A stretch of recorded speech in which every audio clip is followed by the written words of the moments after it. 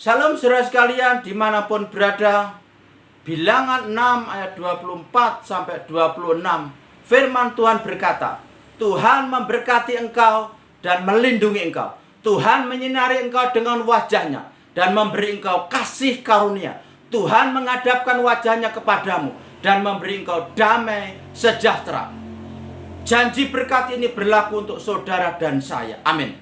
Jadi Tuhan selalu mencurahkan kasih karunia-Nya, anugerah-Nya tercurah atas hidup kita. Ini yang memberikan kekuatan sekaligus penghiburan di tengah-tengah masa pandemi. Maka setiap orang percaya, kita anak-anaknya harus memiliki pengharapan atas pemulihan bangsa dan negeri kita. Amin. Kali ini saya ingin membagikan tema profetik nubuatan pandemi COVID-19. Di akhir tahun 2018, ketika saya bersama istri sedang menyembah, maka Tuhan memberikan firman nubuatan kepada saya. Jadi Tuhan suruh membaca 2 Samuel 24 ayat 13. Jadi saudara yaitu bisa membaca yaitu 2 Samuel 24 ayat 1 sampai 25. Tetapi ayat 13 di situ kata kuncinya, Tuhan memberikan ayat itu spesifik. Jadi ketika konteks ayat itu adalah Daud itu jatuh ke dalam dosa karena mengadakan sensus sepihak, tidak diperintahkan Allah, sehingga turunlah 3 perkara hukuman kepada Daud. Yang pertama adalah 3 tahun kelaparan, 3 bulan dikejar-kejar musuh, dan 3 hari sampar. Maka ketika saya memperoleh firman ini, saya kemudian menyembah. Saya minta Tuhan urapi, Tuhan beri hikmat, dan Tuhan memberikan suatu seperti timeline, seperti penanggalan 3 tahun 3 bulan. Jadi saya bertanya, Tuhan, 3 tahun 3 bulan ini dihitung sejak kapan Tuhan? Dan Tuhan memberikan hikmat, dihitung sejak Elia Ministry berdiri. Elia Ministry Fellowship, Elia Ministry ini berdiri 16 Desember 2016. Jadi ketika itu Tuhan memerintahkan saya untuk membangun Fellowship Elia Ministry, dan Tuhan suruh membuka persekutuan itu tanggal 16 Desember 2016. Jadi penanggalan dihitung mulai Elia Ministry berdiri. Tetapi terus saya bertanya, Tuhan, ada peristiwa apa? Tuhan diam. Tuhan tidak memberikan suatu progres pewahyuan kembali. Tetapi yang saya ingat persis itu saya catat, saya garis bawahi bahwa 3 tahun 3 bulan akan ada sesuatu peristiwa yang besar. Dan ketika di akhir-akhir tahun 2019 kita mulai diberikan pengertian, pandemi muncul di China. Jadi Tuhan mengajarkan yaitu tepat 3 tahun 3 bulan, Desember 16 Desember tahun 2016, dan ketika bulan Maret, awal Maret itu pandemi COVID sudah muncul di Depok. Maka persis 3 tahun 3 bulan pandemi itu masuk ke Indonesia. Dan ada yang mau saya bagikan sesuai dengan pewahyuan yang Tuhan taruh. Yang pertama, apa tujuan Tuhan melockdown yaitu dunia termasuk Indonesia?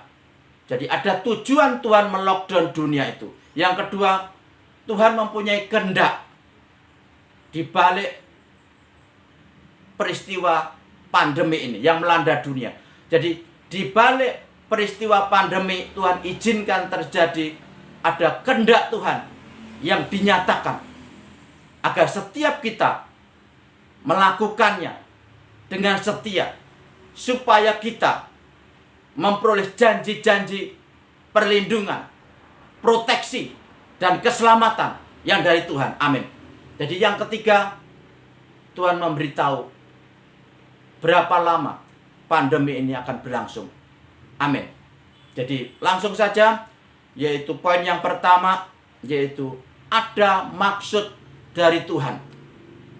Tuhan izinkan dunia mengalami pandemi. Artinya semua kegoncangan yang terjadi di atas muka bumi ini, tidak ada yang terjadi di luar kehendak Tuhan. Semua terjadi di dalam kehendak dan kedaulatan Tuhan.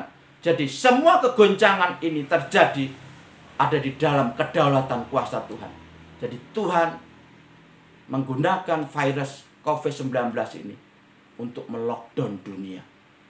Tuhan jadikan virus ini untuk suatu tujuan. Maka kita akan melihat tujuan Tuhan. Yang pertama, bahwa Allah itu maha melihat kehidupan yaitu manusia di muka bumi.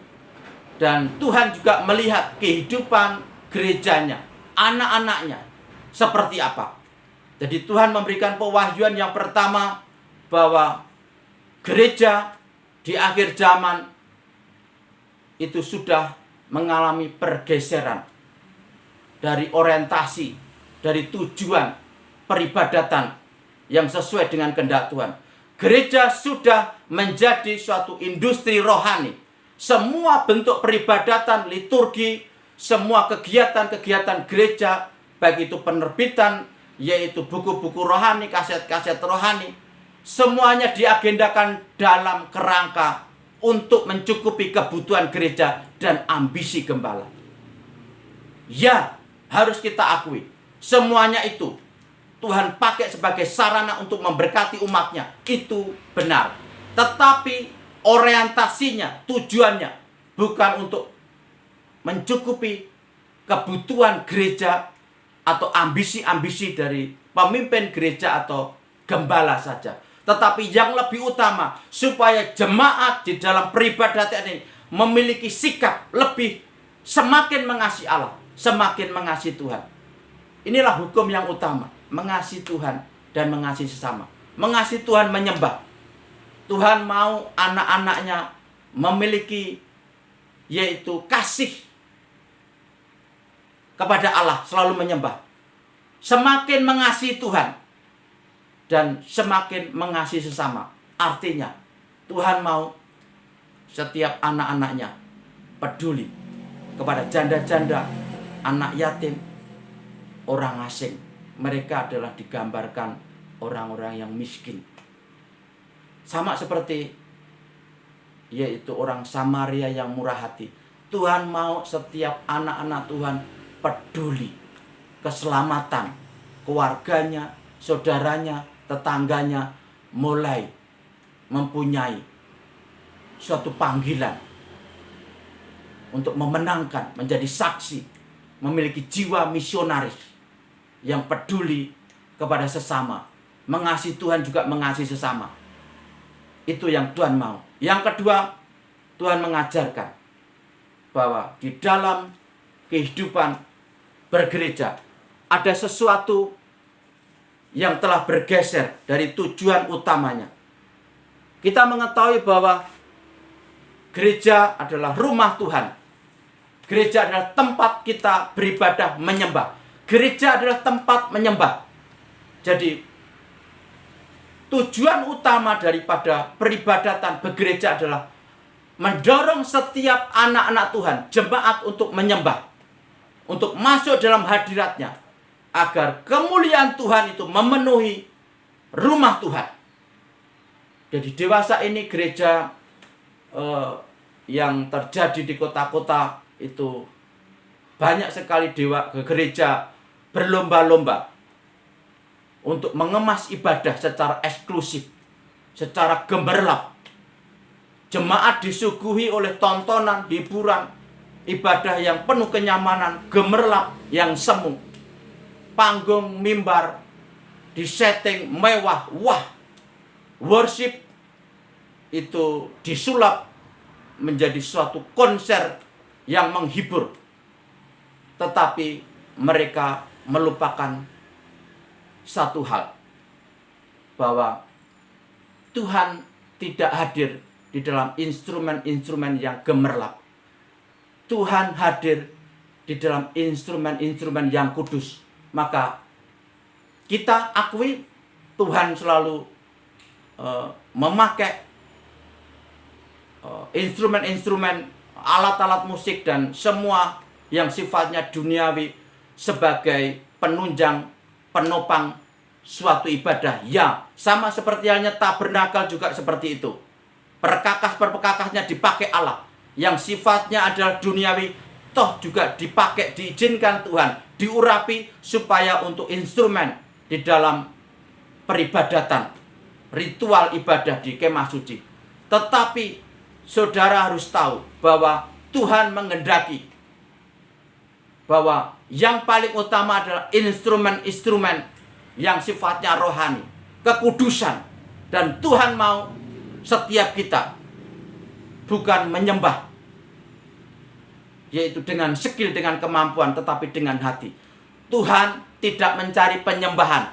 Tuhan mencari penyembah-penyembah yang benar. Sebab setiap orang percaya dipanggil untuk menyembah Tuhan di dalam roh dan kebenaran. Jadi disitulah Tuhan mewahyukan bagaimana penyembahan yang berkenan, yaitu di dalam roh dan kebenaran.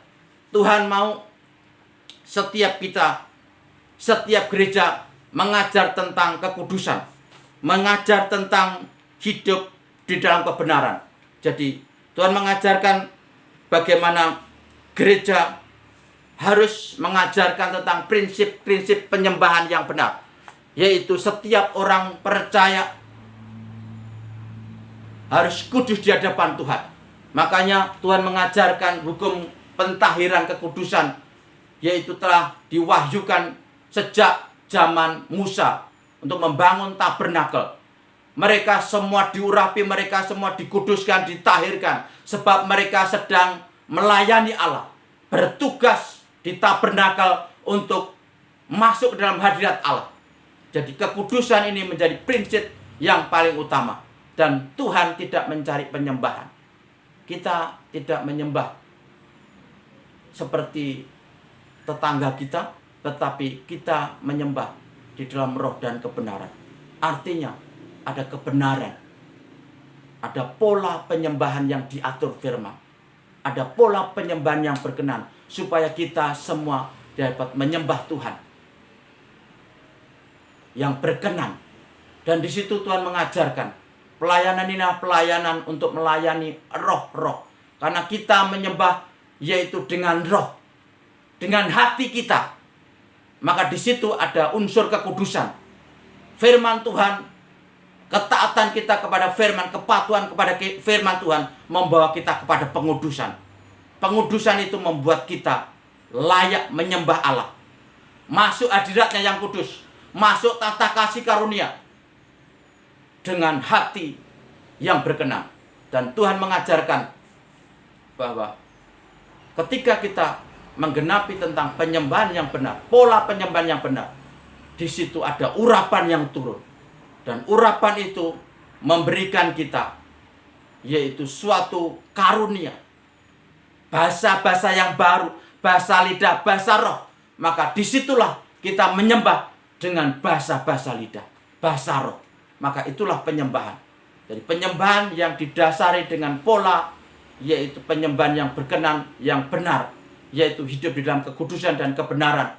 Disitulah kita menyembah. Dan semua orang itu menyembah.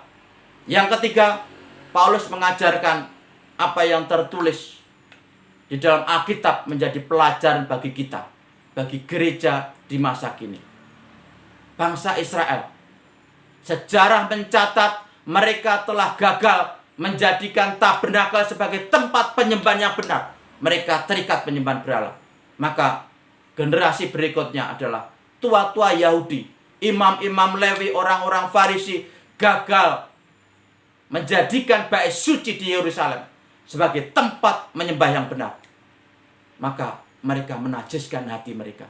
Mereka juga terikat dunia berhala.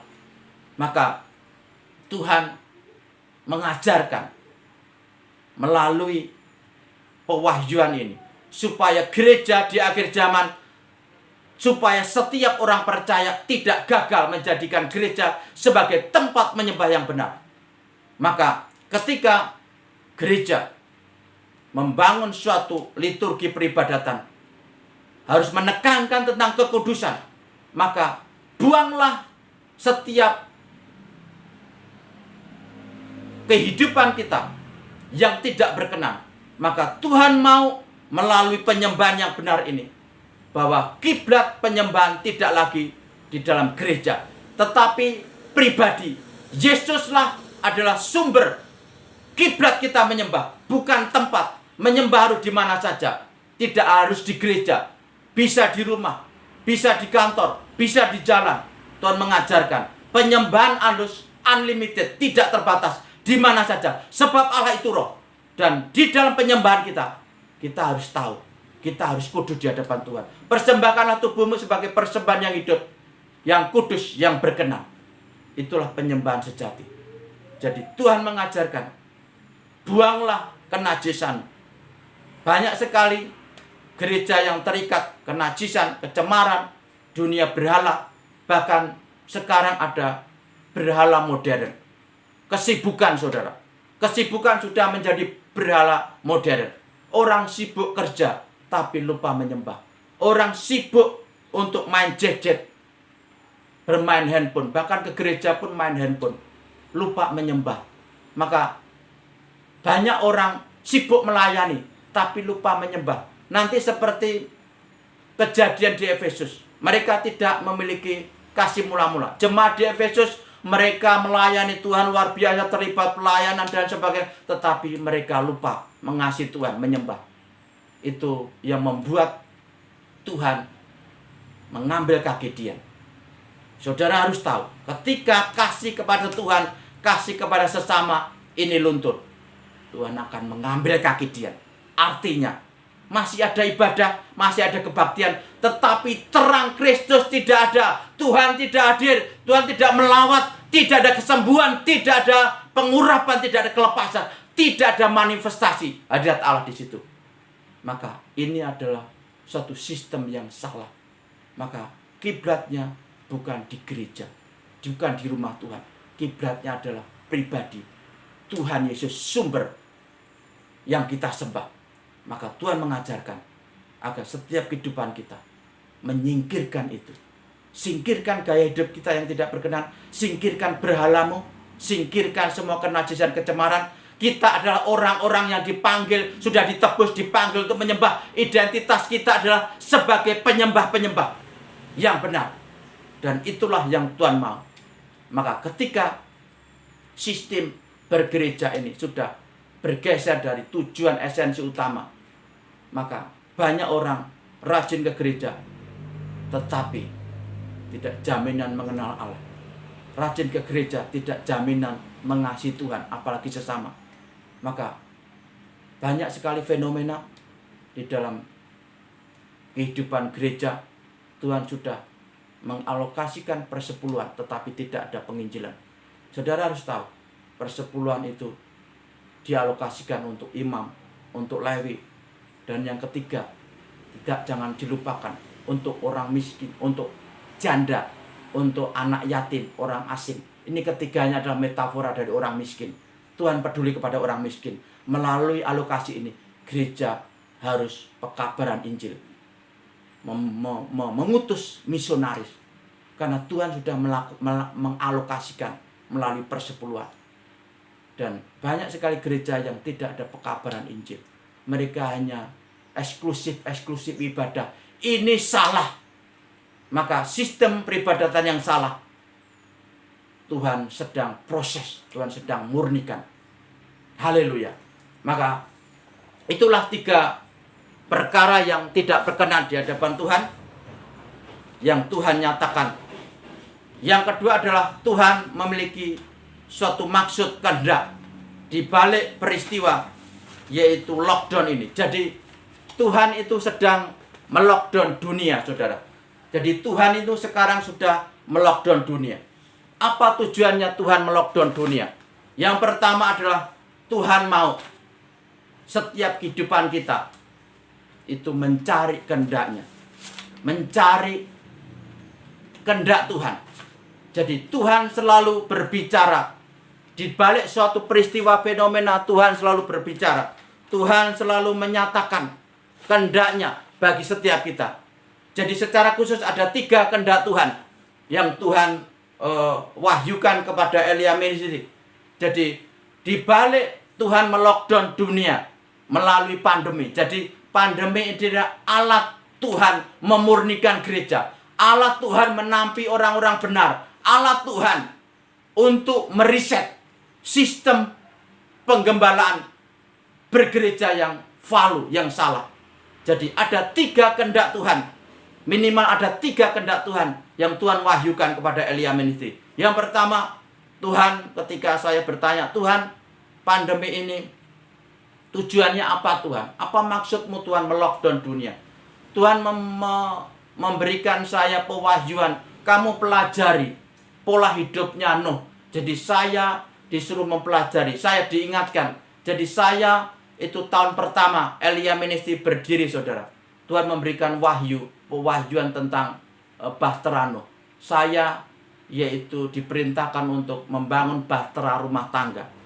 Tepatnya itu adalah pola, yaitu pola hidup, kedekatan dan perkenanan.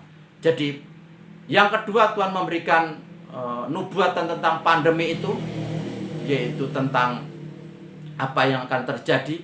Dan yang ketiga tentang pilar. Tuhan mau saya yaitu dipanggil untuk Elia Ministry, dipanggil untuk menjadi pilar penopang, selalu bersafat memagari kota, memagari negeri dan bangsa. Soko Guru adalah pilar adalah Soko Guru, penopang tiang bangunan rohani, rumah Tuhan. Dan panggilan yang lain juga untuk menopang negara, menopang kota di mana kita berada. Gereja dipanggil untuk menjadi pilar, tiang penopang rumah Tuhan dan tiang penopang negeri, kota di mana gereja itu berada. Maka Tuhan kasih visi itu. Yang pertama, Tuhan memberikan saya visi, pelajari tentang hidupnya Nuh, pola hidup Nuh melalui air bah. Pola hidup Nuh itu yang suruh pelajari, karena itu warisan yang dari Tuhan. Jadi ketika zaman Nuh, Tuhan memusnahkan kehidupan di dalam dunia. Tidak ada satupun yaitu luput daripada kematian. Jadi melalui peristiwa itu Tuhan suruh mempelajari tentang pola hidupnya Nuh. Jadi Nuh ini membangun pola kedekatan dan perkenanan. Nuh adalah seorang yang dekat dengan Allah. Dia selalu mendengar, selalu dengar-dengar, membangun kedekatan. Kedekatan itu seperti Maria. Maria selalu duduk diam, mendengarkan Yesus bicara, mendengarkan Yesus mengajar. Kedekatan seperti Maria selalu mencari waktu untuk merenungkan firman. Dan selalu bertanya jawab dengan Tuhan. Merenungkan firman, mencari Tuhan, merenungkan firman, mencari kehendaknya di balik firman. Sehingga dia memiliki hubungan intim, kedekatan. Dan yang kedua, perkenanan. Tuhan mengajarkan tentang perkenanan. Maka ketika air bah itu surut, Nuh mempersembahkan korban bakaran. Itu adalah pola, esensi penyembahan mula-mula, mempersembahkan korban. Dan intinya adalah Tuhan menginginkan anak-anaknya membangun bahtera rumah tangga. Bahtera rumah tangga ini berpola kepada pola kehidupan Nuh yang berkenan. Hasilnya adalah Nuh yang berkenan di hadapan Tuhan, yaitu seisi rumahnya diselamatkan dari peristiwa air bah. Dan pola kedekatan perkenanan anak-anak Tuhan akan membuat kita memperoleh perkenanan. Kita akan dibebaskan, kita akan diproteksi, dilindungi. Kita akan dibawa untuk melewati masa-masa pandemi ini. Tuhan menjanjikan keselamatan, Tuhan menjanjikan jaminan perlindungan di situ. Yang kedua adalah Tuhan melockdown Israel. Tuhan suruh mempelajari saya tentang Israel yang di lockdown Tuhan. Saudara tahu Israel ini pernah di lockdown Tuhan semalaman. Jadi ketika itu Tuhan menggenapi janjinya Tuhan akan membawa bangsa Israel keluar dari tanah Mesir. Tuhan telah menebus kembali dari tangan Firaun. Maka janji itu digenapi. Muncullah Paskah pertama. Pesak, Passover. Melewati. Di situ diwahyukan melalui Musa, hai segenap bangsa Israel, tiap-tiap rumah tangga mempersembahkan domba dan menyembelihnya. Itulah Paskah bagi Tuhan. Dan darahnya itu ditaruh di ambang atas. Darahnya itu ditaruh di ambang atas kanan kiri. Di ambang kanan kiri, di ambang atas. Itu adalah tipologi atau metafora dari karya penebusan Kristus yang nantinya digenapi di dalam perjanjian baru. Disitulah Paskah pertama. Di situ diperintahkan setiap umat Israel tidak boleh keluar rumah malam itu, karena maut akan melewati. Dan disitulah Tuhan nyatakan, di mana ada tanda darah di situ, maka maut tidak akan masuk ke dalam rumahnya. Dan itu yang dikutip Ibrani 11 ayat 28, karena iman mereka mengadakan Paskah. Jadi karena mereka beriman, karena iman mereka mengadakan Paskah dan memercikan darahnya di ambang kanan, di ambang kiri, di ambang atas. Dan pembinasa anak sulung jangan menyentuh mereka. Itu yang membuat mereka lolos dari maut. Jadi mereka di lockdown Tuhan semalaman tidak boleh keluar, sebab maut akan melewati semua wilayah Israel. Sebab Tuhan akan membinasakan semua anak sulung, semua binatang sulung, semua yang sifatnya sulung. Tuhan akan yaitu membinasakan. Dan itu sebagai yaitu pola yang kedua yang Tuhan mau. Jadi artinya Tuhan mau setiap kita di tengah-tengah pandemi ini membangun bahtera rumah tangga. Yang pertama tadi kedekatan, perkenanan. Ini menjadi jaminan. Seperti Nuh, seisi rumahnya diselamatkan. Saudara dan saya dan seisi rumah saudara dan saya juga memperoleh keselamatan, jaminan Tuhan. Yang kedua, bangsa Israel di lockdown. Mereka melakukan Paskah. Dan Paskah sesungguhnya sudah digenapi, yaitu saudara membangun mezbah keluarga, perjamuan kudus. Perjamuan kudus itu di dalamnya ada janji Tuhan, proteksi perlindungan agar saudara seisi rumah tidak terkena sampar, tidak terkena virus COVID-19. Tuhan proteksi, Tuhan jaga lindungi. Maka ini menjadi suatu garansi dari Tuhan. Siapa yang senantiasa mengandalkan imannya, mengangkat tubuh, mengangkat darah sebagai gambaran tentang janji Tuhan. Sama seperti rasul-rasul itu melakukannya karena Tuhan sudah mengajarkan tentang mezbah dengan perjamuan kudus. Disitulah ada janji Tuhan. Maka disitulah ada kuasa, perlindungan, proteksian dari Allah. Sehingga kita semua akan dijaga, akan diproteksi dari Tuhan. Amin. Yang ketiga, murid-murid juga suatu ketika melockdown diri. Saudara ingat kejadian murid-murid ini berkumpul di ruangan atas, di upper room, di Yerusalem. Di ruang atas mereka mengunci rapat-rapat pintu-pintu, jendela-jendela. Mereka ketakutan. Mereka takut ditangkap polisi-polisi Yahudi, menangkap, menghakimi, bahkan tidak sedikit membunuh, menganiaya. Mereka ketakutan. Maka mereka melockdown diri. Mereka menanti-nantikan yaitu Roh Kudus yang dijanjikan. Ini diulangi.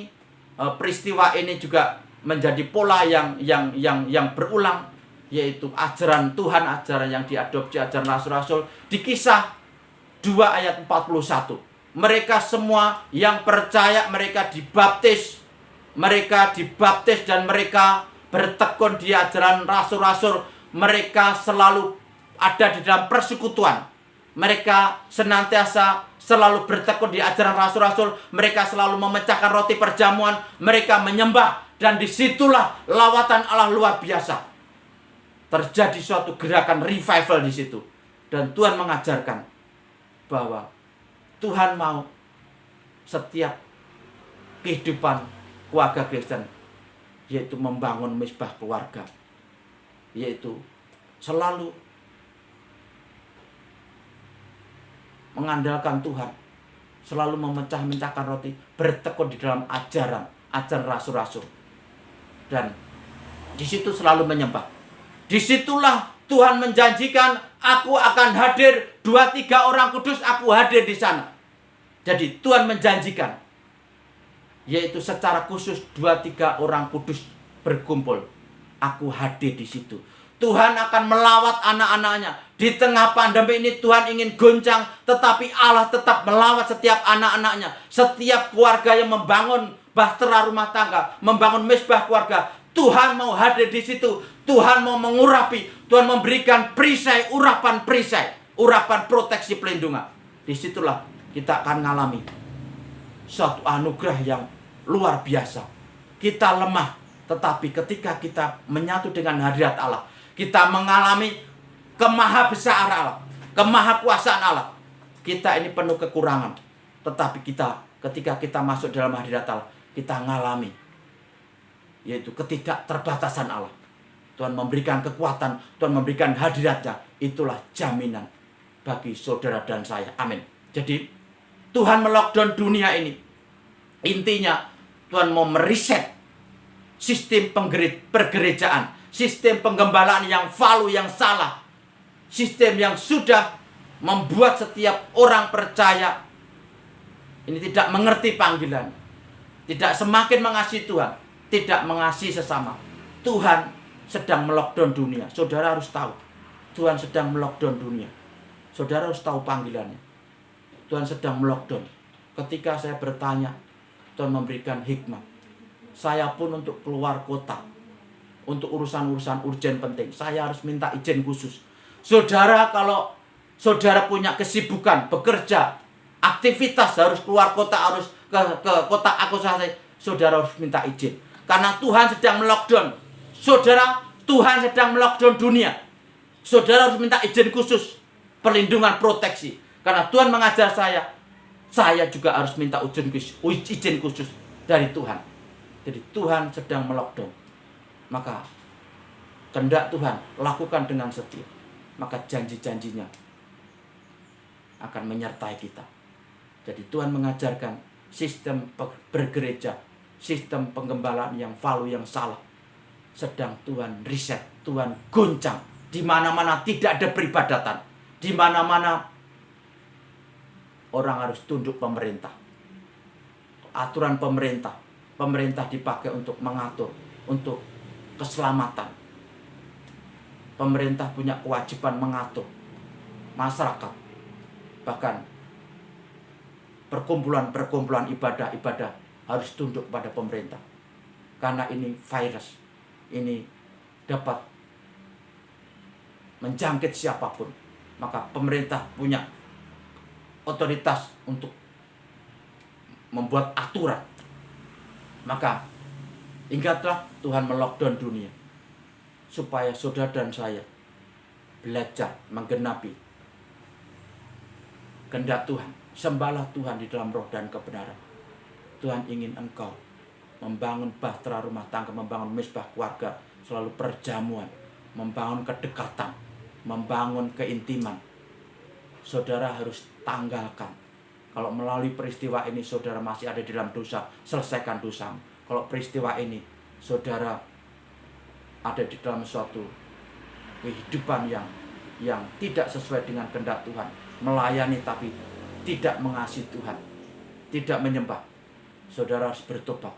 Maka di tengah-tengah pandemi ini Tuhan mencari orang yang mau merendahkan diri, mau mencari kehendaknya, bukan bermegah, bukan angkuh, maka banyak fenomena nubuatan palsu yang menyesatkan. Maka ingatlah, Tuhan melockdown dunia. Peristiwa ini Tuhan segarkan melalui yaitu peristiwa Daud. Ketika Daud berdosa, maka di situ ia menyerahkan perkaranya kepada Tuhan, maka Tuhan memberikan sampar. Ketika malaikat mengacungkan tangan ke langit, 70.000 orang bangsa Israel tewas, mati. Maka disitulah Tuhan mengirim Nabi Gad, dan Tuhan memerintahkan untuk membangun mezbah. Jadi Tuhan memberikan pewahyuan supaya pemulihan dinyatakan kepada bangsa Israel. Saya akan baca satu ayat, 2 Samuel 24 ayat 18 dan loncat ayat 25. Pada hari itu datanglah Gad kepada Daud dan berkata kepadanya, pergilah, dirikanlah mezbah bagi Tuhan di tempat pengirikan Arauna orang Yebus itu. Loncat ayat 25. Lalu Daud mendirikan di sana mezbah bagi Tuhan dan mempersembahkan korban bakaran dan korban keselamatan. Maka Tuhan mengabulkan doa untuk negeri itu, dan tulah itu berhenti menimpa orang Israel. Amin. Jadi kunci pemulihan akhir pandemi ini terletak kepada gereja. Gereja harus merendahkan diri. Gereja harus memiliki kepekaan untuk menangkap visi, untuk memiliki kepekaan menangkap visi bertobat. Segala orientasi penggembalaan pelayanan yang bergeser kepada mamon harus bertobat. Maka mendekat, merendahkan diri, menyembah. Tuhan akan memberikan visi pewahyuan supaya pemulihan terjadi atas negeri bangsa kita, atas dunia ini. Maka Tuhan izinkan pandemi ini juga melanda Indonesia, tidak terkecuali. Maka kuncinya adalah membangun mezbah, bertobat membangun mezbah. Sama visi ini turun kepada Daud melalui Nabi Gad. Maka saya percaya ada pelayan-pelayan yang diberikan karunia kenabian mampu menangkap pesan Tuhan. Jadi saya percaya banyak pelayan-pelayan yang diberikan karunia kenabian ini diberikan pewahyuan, profetik, nubuatan. Tidak saja tentang pandemi ini yang akan terjadi, tetapi yang utama bagaimana pemulihan yang akan Tuhan nyatakan. Itu yang terpenting. Jadi bukan masalah perkara yaitu pandemi ini nanti diikuti, tetapi yang terpenting adalah pemulihan. Dan Tuhan memberikan pewahyuan kepada Elia ministri. Pemulihan adalah membangun mezbah. Sampai hari ini saya tidak pernah mendengar gembala sidang, pemimpin-pemimpin Kristen yang punya otoritas, yang punya sumber daya, menyuarakan pertobatan, menyuarakan tentang rekonsiliasi. Semua gereja bertobat, umat Tuhan bertobat, menyembah, melakukan perjamuan kudus seluruh Indonesia. Semua gereja seluruh Indonesia, semua orang percaya di seluruh Indonesia harus bertobat, perjamuan kudus, dan minta pemulihan. Berdoa, menopang bangsa, menopang pemimpin bangsa yang tidak berhikmat, supaya Tuhan buka jalan untuk pemulihan. Jadi kuncinya saudara, Tuhan memberikan hikmat. Jangan menanti COVID. Tuhan sudah wahyukan tentang balsam di Gilead. Jadi saudara bisa baca khotbah-khotbah tentang nubuatan COVID-19 yang itu saya rekam audio. Di situ ada rally, ada 4 khotbah saya menyinggung tentang nubuatan COVID-19. Dan di situ juga sudah Tuhan nubuatkan tentang balsam di Gilead. Obatnya sudah ditemukan, remdesivir itu di Amerika. Dan vaksinnya kita percaya, tapi jangan nunggu itu. Fokus kita bukan untuk mencari obat, untuk menunggu obat, menanti vaksin. Tidak saudara. Fokus gereja adalah merendahkan diri, berkabung, berpuasa itu berkabung, meratap, mengakui dosa-dosanya, dan memiliki komitmen. Ubah gaya hidup, ubah cara pola pikir yang keliru, gaya hidup yang tidak berkenan dirubah.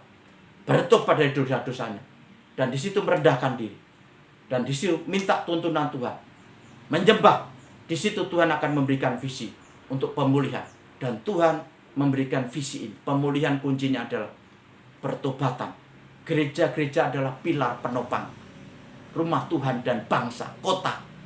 Gereja dipanggil untuk menjadi pilar penopang rumah Tuhan, pilar penopang kota dan bangsa. Gereja harus bersafaat, menyerukan pertobatan. Pemimpin-pemimpin negeri, Tuhan dorong bertobat. Pemimpin-pemimpin gereja gembala, Tuhan dorong bertobat.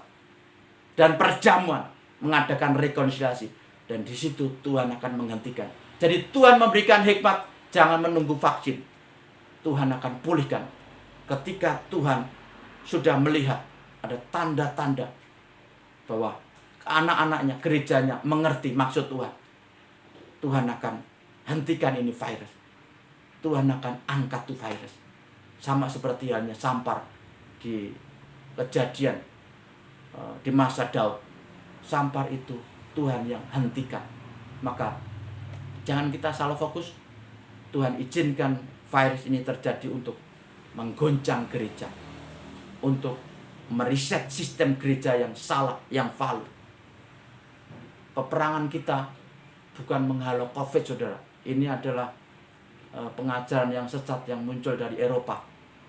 Ini yang diadopsi di Indonesia. Bahkan ini menjadi suatu memolisi banyak gereja, banyak anak Tuhan, sehingga salah fokus. Fokus kita merendahkan diri, bertobat, berkabung, berpuasa berkabung, dan berpuasa berpantang lagi. Hidup dalam dosa, hidup dalam kecemaran, ikatan dunia berhala. Selesaikan dosamu. Jangan sibuk dengan urusan-urusan duniawi. Sibuk kerja, tidak punya waktu untuk Tuhan, tidak pernah menyembah. Sibuk melayani, tidak pernah menyembah. Sibuk bermain teknologi gadget, itu berhala baru.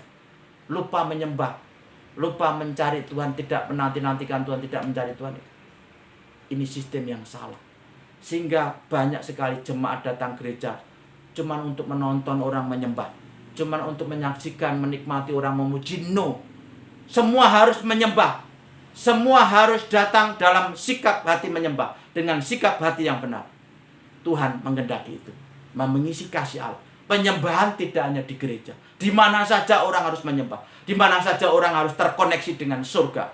Dan situ Tuhan akan pimpin. Dan Tuhan mengajarkan pemulihannya. Ketika nanti Tuhan sudah melihat ada tanda-tanda gereja sudah mengerti kehendaknya, Tuhan akan pulihkan. Jadi Tuhan mengajarkan di dalam segala perkara. Tuhan menyuruh saya untuk meneliti betul visi dari Tuhan. Ternyata di balik peristiwa Daud 3 tahun 3 bulan, Tuhan polanya membalik. Jadi virus dulu, nanti saudara akan melihat setelah virus ini belum berhenti, di tengahnya ada kejadian lagi. Tetapi kita tidak angkat hari ini. Jadi Tuhan mengajarkan polanya dirubah. Jadi berapa lama? Poin yang ketiga. Berapa lama pemulihan yang akan Tuhan nyatakan? Jadi saya mendorong semua pemimpin-pemimpin gereja, semua pemimpin-pemimpin Kristen untuk merendahkan diri, untuk menyembah di hadapan Tuhan, minta visi pemulihan. Tuhan memberikan visi kepada Elia Ministry. Polanya dirubah. Nanti pandemi ini akan berlangsung 3 tahun 3 bulan. Saudara harus tahu, senang atau tidak senang, seperti itulah Tuhan memberikan visi. Kalau kita melihat pandemi pertama muncul Desember di China, Tiongkok, tetapi menurut peneliti itu sebenarnya sudah muncul bulan September. Ini sudah Oktober, saudara. Artinya sudah berjalan setahun. Masih tinggal 2 tahun 3 bulan. Artinya kalau dihitung-hitung, mungkin nanti sekitar awal 2023.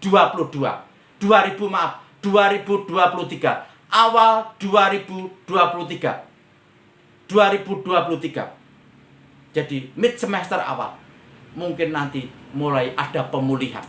Jadi Tuhan mengajarkan, Tuhan memberikan pewahyuan bahwa pandemi ini sampai tahun 2023. Saudara diberikan waktu untuk melakukan kehendak Tuhan, sehingga kehidupan kita akan melewati di dalam peradaban, zaman peradaban baru. Tuhan akan membawa kita ke dalam peradaban baru. Peradaban baru bukan bicara tentang duniawi, gedung-gedung, infrastruktur, dan sebagainya, tetapi karakter, sifat-sifat. Kita memiliki hatinya Tuhan, hati yang mengasihi Tuhan menyembah, hati yang mengasihi sesama, peduli keselamatan sesama. Maka Tuhan mengajarkan, lakukan ini kehendak Tuhan. Ini pesan dari Tuhan, bahwa setiap kehidupan kita harus menggenapi kehendaknya.